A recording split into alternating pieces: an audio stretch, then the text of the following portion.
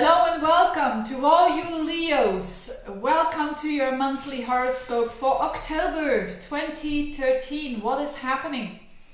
There is a lunar eclipse in another fire sign in Aries, and I have made a separate video about that eclipse because it's so significant. So if you want to know more, check out the link below. I have added the video that I made here underneath.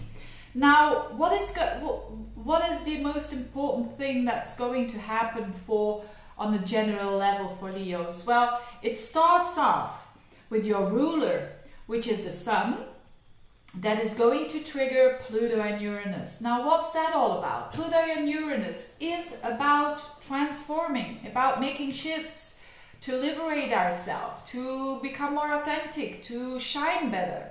That's a very nice energy going on for Leos, but it's in a square, so it's a bit pushing you towards the change. Now for you, the sun is in Libra, and for you this is in a very communicative house, which is the house of the thinking, which is your third house. So it starts off, especially the first week of the month, starts off with things around you happening that prompts you into a new way of thinking. You really need to think differently. That is what the stars are telling you. You really need to focus on good thinking, and good thinking is in a structured, positive way and not in the negative way. So you will be prompted about situations that happen there.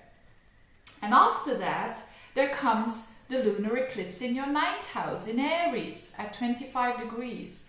That's another thinking house, but it's more about the bigger picture. Now, this lunar eclipse is all about good ideas in itself. That's the meaning of the lunar eclipse. It's coming to consciousness of good ideas, of new ideas that are good. So, and as this is happening in the house for you of ideas, in the environment of ideas, it is double for you Leos. So it's a big pointer for a lot of Leos of saying, hey, you need to think differently. You need to focus differently. You need to see more the bigger picture. You need to step out of your body and look at your reality that you're having in a broader picture. You need to maybe lately you have been going down the road of thinking too negative. And of course, we can think negative and not knowing it, and then asking ourselves, how come that our situation is always bad? Or, you know, the doom thinking. I don't know if, I don't think this is specifically Leo-like, but I know that some Leos will have gone to the road of negative thinking, and this is really a time now in October to adjust that, to fix that, to turn it around 180 degrees and going for the positive side. And you are a positive sign, you Leo, so you need to go to that road, the positive side, the open side of being open. If you're a Leo who says, I can't find a new relationship, or it's never gonna happen to me. Well, you're already saying it and making it real yourself by saying it's never going to happen to me. Then you were so really negative towards yourself that you're not giving a lot of possibilities yourself. So it has a lot to do with that. Maybe on other levels, not in relationships, maybe at work, maybe on another area of life. But it really is all about a huge focus on the way that you think, and the more you try to have that helicopter view and to have that open view towards the future, the better vision you are going to have, and the easier it will be, your path, with less pain towards the future. and with being empowered, even if there are difficulties on your on the road.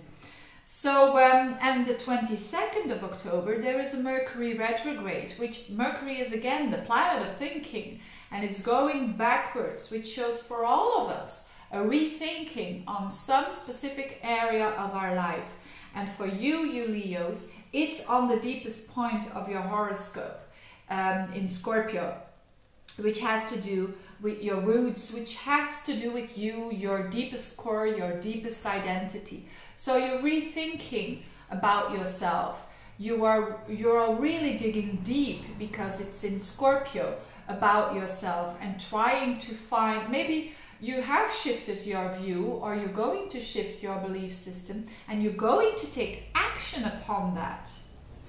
That is also something really important during that eclipse. Taking the action because it's in Aries, and then letting go of it. Not worrying about it. Not worrying and not being insecure. Like a true Leo. And like a true Leo wants to be. And so it's obvious that during the end of the month, there is this rethink, considering yourself, your identity, or for other people it could be on another level, which is their home. So they're going to rethink, maybe about their roots, maybe about their child time, maybe about, it's also a good time to visit people from your past that has to do with your family, maybe grandmother, granddad, or whoever. But thinking about where do I come from, who are my ancestors, and understanding that where you are now has to do with where you come from, and it is all linked. So it's sometimes it's a kind of a nostalgic energy for that last week for you Leos. So the stone that I associate with Aries lunar eclipse is jaspis. It's a stone, it's a bit reddish, brownish, orangish, and that stone has to do with courage, and it has to do with taking initiative and doing stuff. So if you already do that, you don't need this stone. But if you think that maybe you have low energy, or it's a good stone for if you think that you are a bit depressed, and you know everything that you want to do is like a mountain, then you maybe can wear this stone, and it will certainly give you more energy and more fire. So thank you, you Leos, for listening. I have also have added a video about the Sun squaring up to Pluto and Uranus, that transit, because it's the first week of October, that energy is for those who want to check that out. If you want, of course, a private consultation, that is possible. You can check the link to my services. There are different types of things that I provide. So thank you for listening, dear Leos, and have a good month. Bye-bye.